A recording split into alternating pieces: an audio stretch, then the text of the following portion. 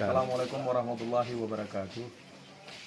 Sedekahmu indahnya berbagi. Hari ini paketnya adalah permainan anak-anak.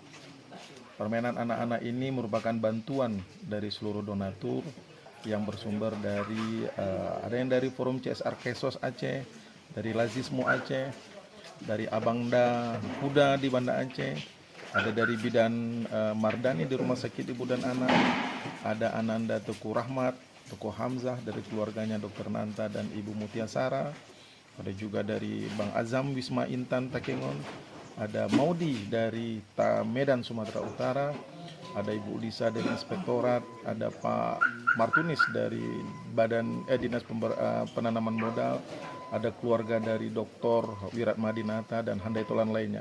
Permainan ini merupakan partisipasi dari kegiatan pelayanan kesehatan bergerak Dinas Kesehatan di daerah perbatasan terpencil dan kepulauan, di mana mendekatkan anak-anak dengan permainan yang tidak digital lagi, tidak gadget, ya permainan rakyat.